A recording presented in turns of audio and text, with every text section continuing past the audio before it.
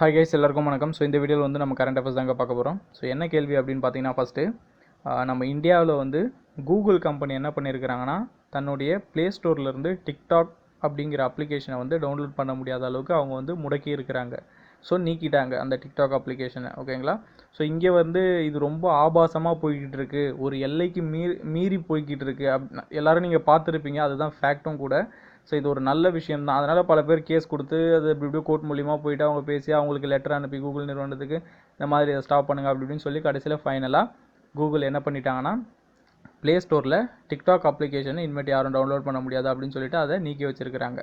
So அவங்க Google சைட்லேருந்து என்ன சொல்கிறாங்கன்னா, தனிப்பட்ட ஒரு அப்ளிகேஷன் மீதோ ஒரு கம்பெனி மீதோ எங்களால் எந்த விதமான குறைகளோ எதுவும் சொல்ல முடியாது, அது அவங்களுடைய விருப்பம். பட் ஒரு கண்ட்ரியில் இல்லை ஒரு இடத்துல இந்த மாதிரியான ப்ராப்ளம் இருக்குது, அது அரசாங்கம் மூலியமாக எங்களுக்கு தெரிவிக்கப்பட்டதுனால நாங்கள் அதை எடுத்துடுறோம் அப்படிங்கிற மாதிரி சொல்லியிருக்காங்க. ஆப்பிள் வந்து அவங்க எந்த மாதிரியான ரெஸ்பான்ஸும் வந்து கொடுக்கல அவங்க தரப்புல இருந்து ஸோ ஃபார். ஸோ ஒன்று ஞாபகம் வச்சுங்க, கொஷினில் டிக்டாக் அப்ளிகேஷனை வந்து எந்த நிறுவனம் முடக்கி இருக்குது அப்படின்னு கேட்டாங்கன்னா கூகுள் அப்படிங்கிறத நீங்கள் ஞாபகம் வச்சுக்கணும் இந்தியாவில். ஓகேங்களா? ஸோ செகண்ட் கொஷின் பார்த்தீங்க அப்படின்னா, அட்வான்ஸ்ட் ஒரு இதுக்கு முன்னாடி நம்ம பார்த்தது வந்து தமிழ்நாடு லோக்கலில் இருக்கக்கூடிய ஒரு டெவலப்மெண்ட்டை பார்த்தோம். கோயம்பேடு பேர் வந்து புரட்சித் தலைவர் டாக்டர் எம்ஜிஆர்னு வச்சுருந்தாங்க. அப்புறம் சென்ட்ரல் ரயில்வே ஸ்டேஷன் புரட்சித் தலைவர் doctor MGR central railway station வச்சுருந்தாங்க. அதுக்கப்புறம் ஏர்போர்ட் வந்து புரட்சித் தலைவர் டாக்டர் எம்ஜிஆர் ஏர்போர்ட் அப்படின்னு வச்சுருந்தாங்க. இது லோக்கல் லெவலில் ஸ்டேட் லெவலில் இருக்கக்கூடிய ஒரு டெவலப்மெண்ட்டாக இருந்தது.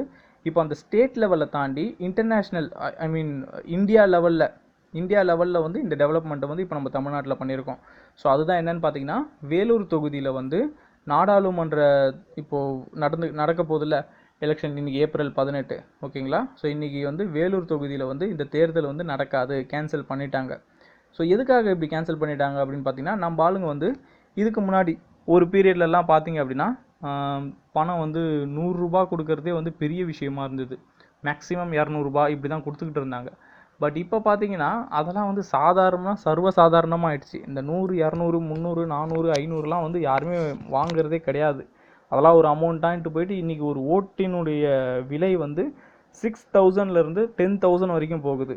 இந்த 500,000 ருபீஸ்லாம் எதுக்குன்னா, சும்மா கொடி பிடிச்சிக்கிட்டு இங்கே ரோட்டில் ஸ்ட்ரீட்டில் நடக்கிறதுக்கும், அப்புறம் பைக்கில் வந்து டேங்க்கு பெட்ரோல் ஃபில் பண்ணிக்கிட்டு காலையில் டிஃபன், மதியானம் பிரியாணி, நைட்டுக்கு சம்திங், அது எல்லாத்துக்கான செலவுக்கும் வந்து இவங்க என்ன பண்ணிடுறாங்கன்னா இப்போ அதுக்கு தான் இந்த 500,000 ருபீஸ்லாம். ஸோ அந்தளவுக்கு ஓட்டுனுடைய ரேட்டும் வந்து இன்க்ரீஸ் ஆகிடுச்சு. நம்ம ஆளுங்க என்ன பண்ணிட்டாங்கன்னா, இப்போ இந்த சினிமாவில் நம்ம காட்டுவாங்க பார்த்தீங்களா, மூட்டை மூட்டையாக அந்த கந்தசாமிலலாம் செவுத்தில் வச்சுருப்பாங்க. அதுக்கப்புறம் சிவாஜி படத்துலேயும் கிளைமேக்ஸில் அப்படியே பணம்லாம் பறக்கும்ல. ஸோ அதெல்லாம் வந்து நம்ம படத்தில் தான் பார்த்துக்கிட்டு இதெல்லாம் சும்மாடா அப்படின்னு நினச்சிக்கிட்டு இருக்கோம். பட் அதெல்லாம் வந்து ரியலாகவே நடந்துக்கிட்டு தான் இருக்குது. டிவியில் பார்க்கும்போதெல்லாம் நமக்கே அப்படியே வாயை திறந்தோன்னு வச்சுக்கிங்களேன், க்ளோஸ் ஆகிறதுக்கே வந்து ரொம்ப நேரம் ஆகிடுது. ஸோ அந்த மாதிரி பார்க்குறோம். அண்ட் பணம்லாம் பார்த்தீங்க அப்படின்னா, ஏழைகள் கஷ்டப்பட்டு உழைச்ச பணம், வேர்வை பணம், கசங்கின பணம்லாம் கிடையாது. ஸ்ட்ரெயிட்டாக பெரிய ரிசர்வ் பேங்க் ஆஃப் இந்தியாவிலேருந்து அப்படியே அடிச்சுட்டு புதுசாக இருக்கிற மாதிரியே இருக்குது அமௌண்ட்டெல்லாம். அதெல்லாம் என்னமோ சீரியல் நம்பர் வச்சு கண்டுபிடிக்கிறேன்றாங்க. இவங்களை கேட்டால் எதிர்கட்சியின் சதின்றாங்க, அவங்கள கேட்டால் ஆளுங்கட்சியின் சதின்றாங்க, இவங்களை கேட்டால் அவங்க கட்சி சதின்றாங்க. ஸோ இப்படியே போய்கிட்டு இருக்கு. ஸோ தமிழ்நாட்டினுடைய பெருமை இப்போ இந்திய அளவு வரலாறு காணாத அளவுக்கு இப்போ தமிழ்நாட்டில் மொத்தம் 39 நாடாளுமன்ற தொகுதி இருக்குது. ஸோ அதில் வந்து பார்த்திங்கன்னா இப்போ இந்த ஒரு தொகுதியை வந்து நிறுத்தி கேன்சல் பண்ணிட்டாங்க, இது தேவையாக கிடையாது அப்படின்ட்டு. ஸோ டிஎம்கேல இருக்கக்கூடிய துரைமுருகன் அப்படிங்கிறவர் வந்து பார்த்துருப்பீங்க, சொல்கிறதுக்கு இல்லை, அவங்க பையன் தான் நிற்கிறாப்புல. ஸோ எல்லாருடைய வாரிசும் வந்து நிற்கிறாங்க. ஸோ நீங்களும் என்ன பண்ணுங்கள், எல்லாருடைய வாரிசுகளுக்கும் ஓட்டு போடுங்க. கடந்த ரொம்பலாம் நம்ம சுதந்திரம் கிடச்சி என்ன 70 இயர்ஸ் தானே ஆகுது. அதுக்கு முன்னாடி வந்து பல சுதந்திர தியாகிகள்னால் சொல்லக்கூடாது, கஷ்டப்பட்டு நமக்கு வாங்கி கொடுத்தவங்கலாம். அவங்களாம் எப்படியோ பண்ணி வாங்கி கொடுத்துட்டாங்க. பகத்சிங் மாதிரி ஆளுங்களாம் பேசும்பொழுதே அப்படி இருக்குது. ஸோ அந்த மாதிரியான பல பகத்சிங்லாம் இப்போ இங்கே இருக்கிறாங்க. ஸோ பாருங்கள், நான் பேசுகிறதே பாருங்களேன், எனக்கு அந்த சர்க்காசம் பண்ண கூட எனக்கு ரொம்ப சிரமமாக இருக்குங்க. ஓகேங்களா? ஸோ இந்த ஏப்ரல் 18 தயவு செய்து சொல்கிறேங்க, ரொம்ப ரொம்ப ரொம்ப ரொம்ப ரொம்ப யோசிங்க. ஒரு கேண்டிடேட், அந்த கேண்டிடேட் ஜெயிக்கிறாரெல்லாம் கிடையாது. ஒரு கேண்டிடேட் தோற்று போட்டோம், சுயேட்சையாக நிற்கிற ஒரு கேண்டிடேட்டாக கூட இருக்கட்டும், யாரோ ஒருத்தர் உங்களுக்கு ஒரு கட்சியாக இருக்கட்டும், ஆல்ரெடி ஆண்ட கட்சியாக இருக்கட்டும், இல்லை புதுசாக இருக்கிறவங்களா இருக்கட்டும், கட்சியை பார்க்காதீங்க, கட்சியினுடைய தலைவரை பார்க்காதீங்க, அந்த கேண்டிடேட்டை பாருங்கள். அந்த கேண்டிடேட் தோற்றா கூட பரவாயில்ல, அந்த கேண்டிடேட் நல்ல மனுஷனா, நல்லது செய்கிறாரா, அதை பாருங்கள். ஓகேங்களா? இதுக்கு மேலே என்ன சொல்கிறது, நான் கருத்து மொக்க போட வேணான்னு பார்க்குறேன். பட் இருந்தாலும் இதெல்லாம் பார்க்கும்போது ரொம்ப கஷ்டமாக இருக்குது. என்னடா இது, நான் டெய்லியும் ரோட்டில் பார்க்குறேன், வயசான பாட்டி என்ன பண்ணுறாங்க, எல்லா கட்சிக்கும் போகிறாங்க அந்த கொடியை எடுத்துக்கிட்டு. நானும் பார்க்குறேன், என்னையா இது எல்லாத்துக்கும் போகிறாங்கன்னா வறுமை, ஒரே ரீசன் வறுமை. இந்த வறுமை இருக்கிற வரைக்கும் எதுவுமே பண்ண முடியாது, புரியுதுங்களா? ஸோ நான் ஒன்றே ஒன்று மட்டும் சொல்லிக்க விரும்புகிறேன்.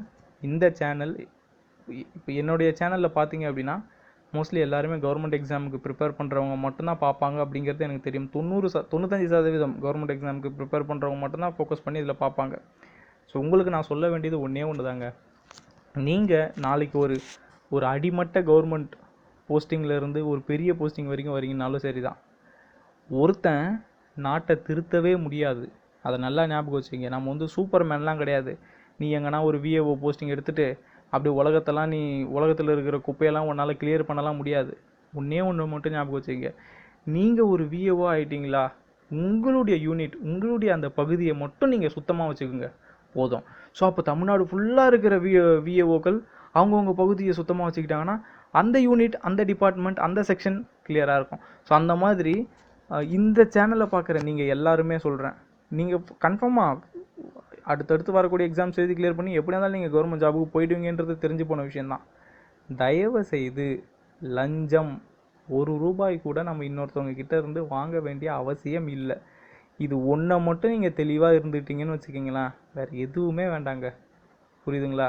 ஸோ இதுதான் சொல்லணும்னு தோணுச்சு இன்றைக்கி. தயவு செய்து போயிட்டு நல்லா யோசித்து திங்க் பண்ணி யாருக்கு ஓட் பண்ணணுமோ அவங்களுக்கு ஓட் பண்ணுங்கள். அந்த கேண்டிடேட் ஜெயிக்கிறாரு ஜெயிக்கலை அதை பற்றிலாம் நமக்கு கவலை கிடையாது. தயவுசெய்து நோட்டால் போடாதீங்க. அது இன்னொரு ரெக்வெஸ்ட். நோட்டால் போடுறதுனால எந்த விதமான பிரயோஜனமும் கிடையாது, புரியுதுங்களா? ஸோ நோட்டால் போடாதீங்க. நான் எதுக்கு போடணும், நான் போடாமல் விட்டுறேன்ட்டு போடாமலாம் விட்டுறாதீங்க. எனக்கு தெரிஞ்சே எவனோ 5 ஓட்டு 10 ஓட்டு போட்டவனெல்லாம் நானும் நேரில் பார்த்துருக்கேன். அவனும் உட்காந்து என்ன பண்ணுறான், யாருமே வரல, அதனால் அவங்களுடைய ஓட்டெல்லாம் நானே குத்திட்டேன்றான். ஸோ இந்த மாதிரிலாம் ஏகப்பட்டது நடந்துக்கிட்டு இருக்குங்க. ஒரு தடவையும் என்னென்னமோ சொல்கிறாங்க அட்வான்ஸ். இந்த தடவை பார்த்தீங்கன்னா மிஷின் அந்த ஓட்டிங் மிஷினே பார்த்தீங்கன்னா என்னென்னமோ சொல்கிறாங்க, நாங்கள் அது பண்ணியிருக்கோம், உள்ளே யாருன்னா ஸ்க்ரூவை ஓப்பன் பண்ணால் கூட டிடெக்ட் ஆகிடும், அதுவாகிடும் இதுவாகிடும்லான்றாங்க. எல்லா வருஷமும் இப்படி தான் சொல்கிறாங்க. பட் எதனா ஃபோர்ஜரி நடந்துக்கிட்டு தான் இருக்குது. தயவு செய்து திங்க் பண்ணி போடுங்க. நீங்கள் ஒரு கவர்மெண்ட் எம்ப்ளாயாக ஆக போகிறீங்க. இந்த சேனல் பார்த்துக்கிட்டு இருக்கிறவங்க மோஸ்ட்லி அப்படி தான் கவர்மெண்ட் எம்ப்ளாயாக ஆக போகிறீங்க. உங்களுக்கு இல்லாத வேண்டா வெறுப்பெல்லாம் இருக்கும். ஸோ அதெல்லாம் தூக்கி ஓரமாக வச்சுருங்க.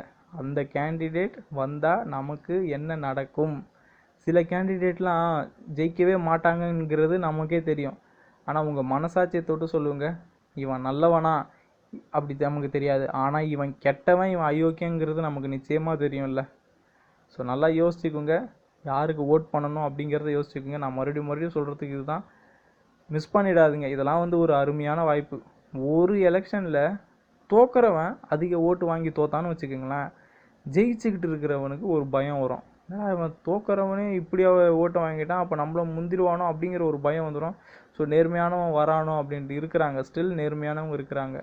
நீங்கள் எந்த கட்சியை தவறான கட்சின்னு நினைக்கிறீங்களோ அந்த கட்சியிலேயே நேர்மையான ஆட்கள்லாம் இருக்கிறாங்க, ஓகேங்களா? உங்கள் தொகுதிக்கு எந்த வேட்பாளர் நன்மைகள் செய்வாங்க, எந்த வேட்பாளர் ஃப்ரீ டு அப்ரோச், எப்போ வேணாலும் அவர் அப்ரோச் பண்ணலாம், இந்த மாதிரியான விஷயங்கள்லாம் இருக்கும். ஸோ அதெல்லாம் எப்படி இருக்குன்னு பார்த்துக்குங்க. பார்த்துக்கிட்டு அதுக்கேற்ற மாதிரி ஓட் பண்ணுங்கள். தயவு செய்து வீட்டில் உட்காந்துக்கிட்டு இருந்துடாதீங்க. எதுக்கு நான் ஓட் பண்ணணும், நான் போய் என்ன நடக்க போகுது, நான் ஒருத்தன் போடுறதுனால என்ன ஆக போகுது, ஒன்றும் ஆக போகிறது இல்லை அப்படிங்கிற ஒரு விஷயத்தெல்லாம் தயவு செஞ்சு பண்ணாதீங்க. ஏன்னா இன்றைக்கி ஒரு வருஷமும் பார்த்தீங்க அப்படின்னா ஒரு ஓட்டுக்கும் ரேட் எங்கே போயிட்டுருக்குன்னு தெரியும்ல உங்களுக்கு. ஆர்கே நகர் எலெக்ஷன் அந்த விஷயம் என்னன்னு தெரியும்ல உங்களுக்கு, எந்த அளவுக்கு போச்சு அமௌண்ட்டு. 100 200 300 400 500 600லாம் தாண்டி 5000 6000 10,000 வரைக்கும் போச்சு ஆர்கே நகர் எலெக்ஷனில் ஒரே ஒரு ஆளுக்கு. ஸோ 10,000 6000 வரைக்கும் போகுதுன்னா நினச்சி பாருங்கள் எந்த அளவுக்கு ஒருத்தர் ஒரு தொகுதிக்கும் 100 crore 150 crore செலவு பண்ணிகிட்டு இருக்கிறாங்க. உங்களுக்கு மனசு கஷ்டமாக இல்லை? ஒரு டிஆர்பி எக்ஸாம் எழுதின கேண்டிடேட்ஸ் இதை பார்க்குறீங்களே நீங்கள், கஷ்டமாக இல்லை? 40 lakhs ஈஸியாக ஒரு கேண்டிடேட் பே பண்ணிவிட்டு உள்ளே போய்ட்றான்ல, 30 lakhs ஈஸியாக பே பண்ணிட்டு போகிறான்ல. அந்த 40 lakhs 30 lakhs யார்கிட்டங்க கொடுக்குறாங்க? அதே அரசியல் கட்சியில் இருக்கிறவங்க கிட்ட தானே கொடுக்குறாங்க. அப்போ நீங்கள் யோசிக்காமல் மறுபடியும் ஒரே தப்பு பண்ணிக்கிட்டு இருந்தீங்கன்னா கடைசியில் இந்த பணம் சர்க்குலேஷன்ட்டு ஒரு கான்செப்ட் இருக்குங்க. நம்ம இப்போ நம்மகிட்ட கொடுக்குறான், அந்த காசு எப்படி அவன் வசூல் பண்ணுறான்? இப்படி தான் ஒரு 100 வேகன்சிஸ் 1000 வேகன்சிஸ் போடுறாங்கன்னா அதில் பாதிக்கு பாதி இந்த மாதிரி அமௌண்ட்டை வாங்கி தள்ளிட்டானுங்கன்னு வச்சுக்க எப்படி போவோம்?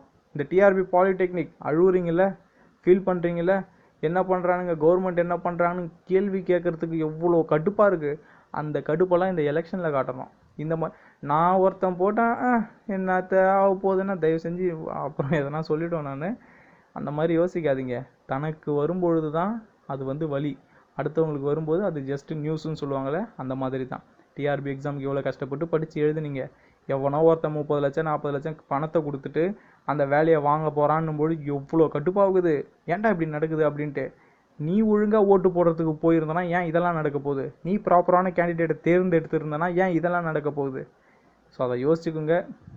மற்றபடி எதனா நான் பேசியிருந்தேன்னா சாரி. தயவுசெய்து ஓட் கம்பல்சரி திங்க் பண்ணி போடுங்க, ஓகேங்களா? போடாமல் இருந்துடாதீங்க. இன்னொரு தாழ்மையான ரெக்வெஸ்ட், நோட்டாவுக்கு தயவு செய்து போடாதீங்க, பிரயோஜனமே கிடையாது. ஏன்னா ஒரு கேண்டிடேட் இருக்கிறாங்கன்னு வச்சுக்கிங்களேன், நீ 1000 பேர் தான், ஒரு மக்கள் 1000 பேர் தான் இருக்கிறாங்க. ஒரு கேண்டிடேட் நீங்கள் வெறுப்பு காட்டணுன்றதுக்காக நோட்டாக்கு 999 கேண்டிடேட்ஸ் நோட்டாக்கு போடுறாங்க. ஆனால் அந்த ஒரே ஒரு கேண்டிடேட்ஸுக்கு ஒருத்தர் மட்டும் ஓட்டு போடுறாங்கன்னா அந்த ஒரு கேண்டிடேட் தான் வின்னர் அப்படின்னு அறிவிப்பாங்க. ஸோ நோட்டாவில் போடுறதுனால எந்த பிரயோஜனமும் இல்லை. மேபி ஃப்யூச்சரில் எதனா சட்டங்கள் எடுத்துகிட்டு வந்தாங்க அப்படின்னா, நோட்டால் அதிகமாக இருக்குந்தா இந்த கேண்டிடேட்ஸ் நிராகரிக்கப்படணும் அந்த மாதிரி எதனா இருந்தது அப்படின்னா நீங்கள் அந்த மாதிரி பண்ணுறதுக்கு வாய்ப்புகள் இருக்குது. பட் அது வரைக்கும் தயவு செய்து நோட்டாவில் போடாதீங்க. நோட்டாவில் போடுறதுக்கு பிரயோஜனமே இல்லை.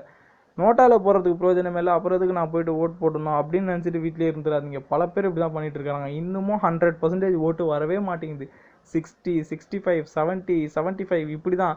ரிமைனிங் இருக்கிற பர்சன்டேஜ் பார்த்தீங்கன்னா யாருன்னு பார்த்தீங்கன்னா எல்லாம் படித்தவங்க தான். படிக்காதவங்க கூட போய் ஓட்டு போட்டுறாங்க. ஆனால் இந்த படித்தவங்க முக்கால்வாசி பேர் ஓட்டே போட மாட்டுறாங்க. தயவுசெய்து சிந்திச்சு யோசித்து எந்த கேண்டிடேட்டுக்கு போட்டால் நாளைக்கு நாடு நல்லாயிருக்கும் அப்படின்றத நினச்சி போடுங்க. அந்த கேண்டிடேட் ஜெயிக்கிறதா தோக்கிறதாங்கிறது உங்களுக்கு அந்த கவலை இருக்கவே தேவை கிடையாது. நல்லவர் யார் அப்படிங்கிறத பார்த்து போடுங்க. அண்ட் அவ்வளோதாங்க. கரண்ட் அஃபேர்ஸ் கூட இதையும் சேர்த்து அப்படியே மொக்க போட்டேன். So thank you so much.